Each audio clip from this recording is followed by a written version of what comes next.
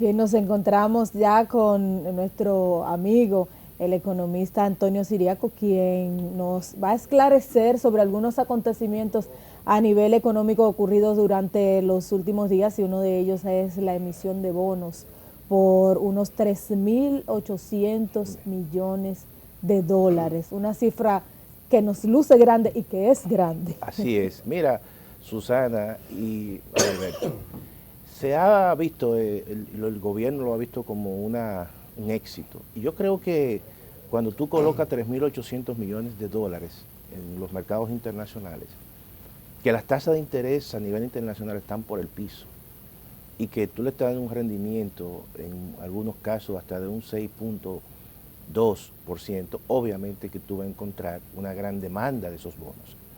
Ahora también ese éxito está reflejando la profundidad de la crisis de la economía dominicana, porque estamos tomando 3.800 millones de dólares, para cubrir solamente el presupuesto de este año. Es decir, y gran parte de esos recursos se van en gastos corrientes. Es decir, programa, y eso hay que, uno lo apoya, programas compensatorios, es decir, quédate en casa, para ti, fase 1 y fase 2, que se extendieron hasta el final de este año. Pero déjame decirte que en esta coyuntura lo que necesita realmente la economía dominicana es mayor inversión en infraestructura, en rehabilitación de infraestructura, porque eso, en cierta manera, en esta coyuntura genera empleo. Porque ¿cuál es el problema ahora mismo? Hay dos problemas, el problema sanitario y el problema de empleo, de recuperación de empleo. Entonces, ya para el próximo año, para el próximo presupuesto, habrá también que consignar más bonos. Y eso claramente está llevando a la República Dominicana a una situación que es una trampa que yo había dicho. Yo siempre insistí que en los tiempos de bonanza había que disminuir el ritmo de crecimiento de la deuda pública, porque es lo que se amerita en ese momento. Y luego entonces, cuando vienen los tiempos de vacas flacas, entonces en ese momento es que uno tiene que aumentar la deuda pública. Ahora entonces, la estamos aumentando, pero con mucha restricción. Atención, profesor, usted está insinuando que estos fondos, que todo el mundo justificaba que había que buscarlo, no se están invirtiendo de la mejor manera. No, yo lo que digo es que la situación que ha generado la crisis está llevando a que gran parte de esos fondos se vayan a cubrir programas compensatorios, que eso es pagos a personas que han perdido sus empleos, que es correcto, a grupos vulnerables ante esta crisis y además a grupos que son totalmente informales. ¿Qué significa eso? Que si tú estás dedicando a ese programa... No solamente a eso. Yo oí un anuncio ayer que se le iba a dar, a prestar casi 7 millones de dólares a los equipos deportivos. Y que el pago de esos millones de dólares va a ser publicidad después para el gobierno. Explíqueme esto, en medio de una pandemia. Mira, todo eso, ¿qué significa publicidad? Bueno, y eso se criticó. Eso es gasto corriente. Eso no aumenta la capacidad productiva de una nación. Y se justifica casi una donación. No, un trueque como este. No, es una donación, porque ese trueque es un trueque que favorece a una industria, vamos a decir, muy importante en la República Dominicana, pero que en esta coyuntura yo creo que nosotros tenemos que destinar recursos a áreas prioritarias. Y que es privada. Y que es privada. Muy bien que se le aumente el presupuesto a salud, eso todos estamos contestes a esa, pero a partir de ahí, la segunda prioridad que tiene el gobierno y que debe tener es la recuperación de los empleos perdidos. Entonces... ¿Y esto cómo puede hacerse? Bueno, sencillamente tratando de los recursos que se consiguen inmediatamente en proyectos de inversión pública, aumentar la inversión pública. La inversión pública en los últimos años ha estado prácticamente por debajo del 2.8% del PIB, no pasa de ahí.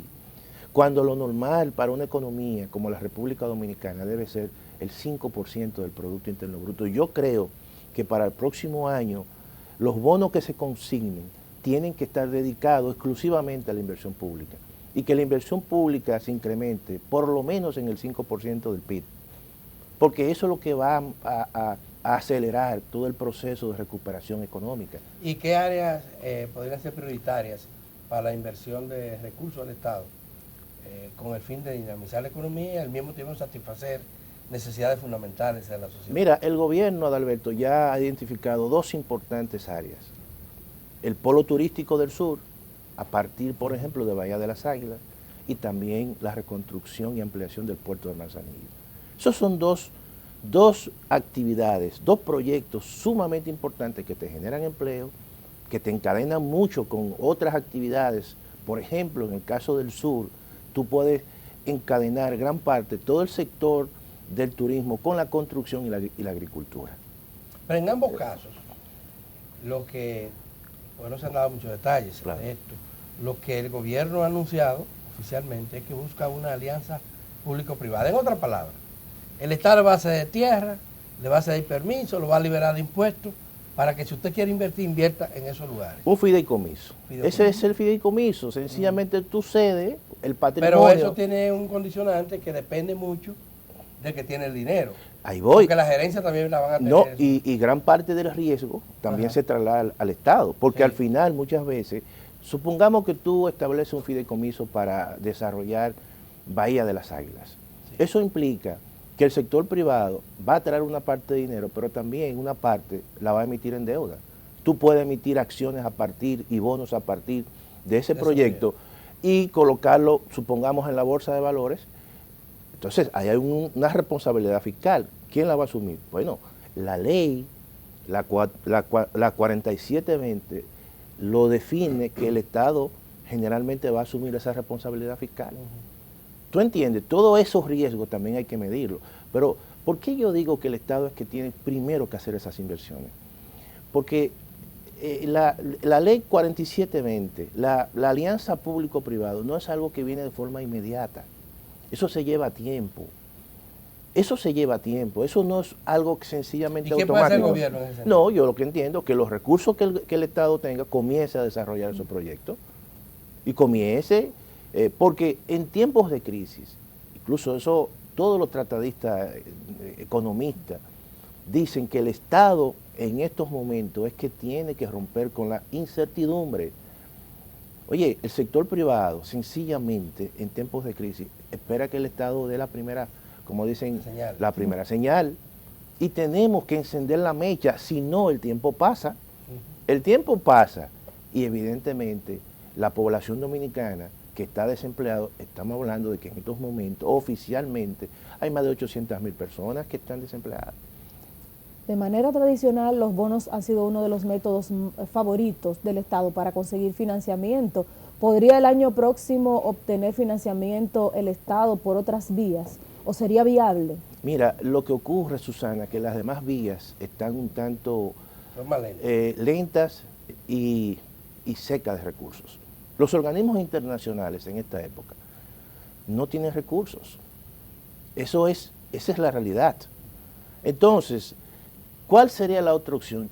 Por eso yo siempre insistí que debimos de establecer, o por lo menos enfriar un poco las relaciones con China. Porque eso también es un mecanismo. Claro que sí. Pero ahora se calentaron. No, por eso mismo. Que se está produciendo lo contrario de lo que debió. Claro, y Ecuador, por ejemplo, consiguió un crédito de China de $2.000 millones. Y yo te voy a decir una cosa, el crédito más barato es aquel que te concede un país bilateral. Oye, es así. Entonces yo creo que también la República Dominicana tiene que utilizar la política exterior como un mecanismo de buscar recursos, como un mecanismo de promover las inversiones. El gobierno dominicano, el presidente de la República, el ministro de Relaciones Exteriores, la directora, por ejemplo, del CIRD, el ministro de Turismo, tienen que hacer un periplo Bueno, pero es que por los grandes centros internacionales. Las señales que ha dado el gobierno hasta ahora es de que en su política exterior, y lo dijo hasta el propio presidente, la prioridad es Estados Unidos. Se olvida de Europa, se olvida de China, por supuesto, eso está muy lejos. Pero, Adalberto, yo pienso que es un error. Uh-huh. Es un error en un mundo multipolar, en un mundo sencillamente que no es bipolar.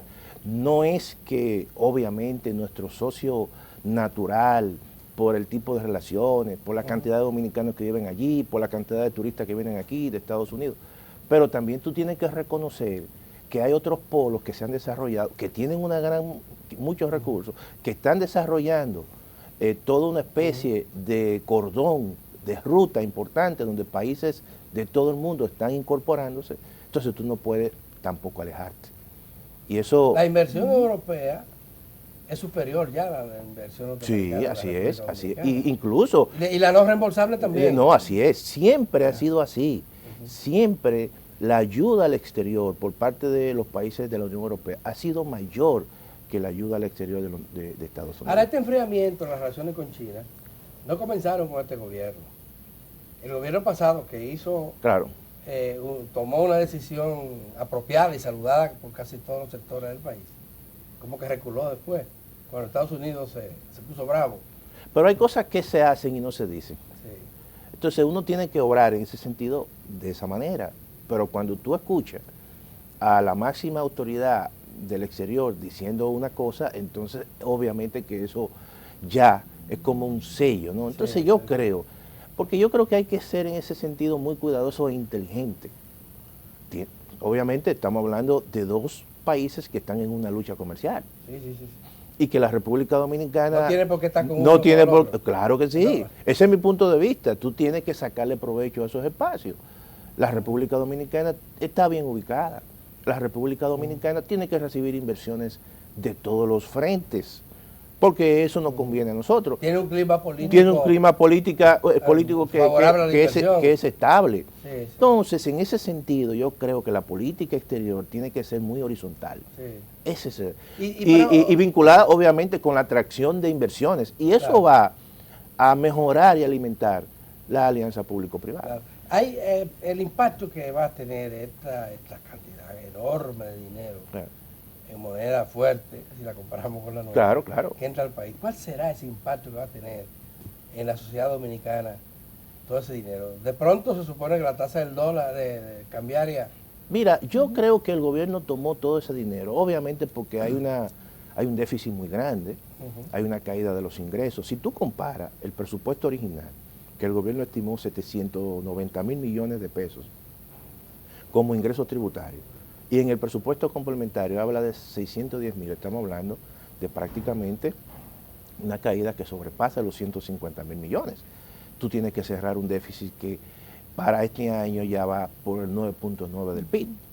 Ahora, gran parte de esos recursos que tú vas a traer, también el gobierno lo trajo en dólares porque las reservas del Banco Central, que comenzaron este año en 10 mil millones, ya iban por 7 mil millones.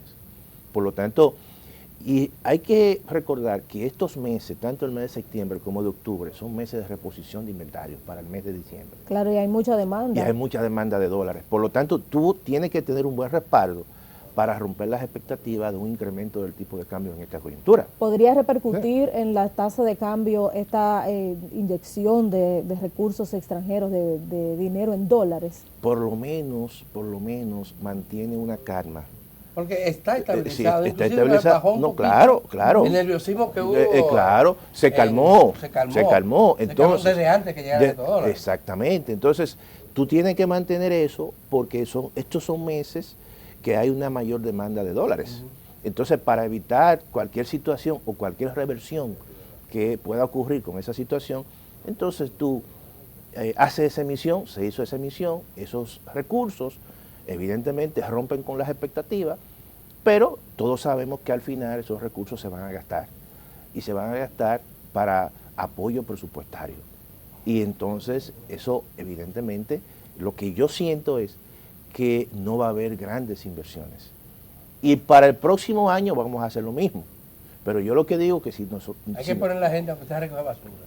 No, claro que sí. A mover el peso, a mover el peso. dicen comúnmente. Oye, a mover el peso, Adalberto y Susana. Nosotros tenemos dos prioridades. El gobierno anunció eso, se ha hablado de un plan de vivienda que no arranca. Pero hasta ahora, Adalberto, son anuncios.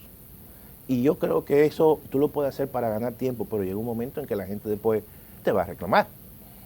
Y la economía popular sabe muy bien de eso, cuando es. se dice no hay dinero No en hay la dinero en la calle. calle, No hay dinero en la exactamente. Bueno, Antonio Siriaco, muchísimas gracias por la comparecencia. El martes Sí, podemos juntarnos. estamos aquí. Aquí siempre es interesante conversar con un experto en temas económicos como lo es el profesor Siriaco. Gracias, mil gracias a ustedes también por su comparecencia. Susana y yo estaremos aquí de nuevo mañana para otra entrega de su telediario 1+1.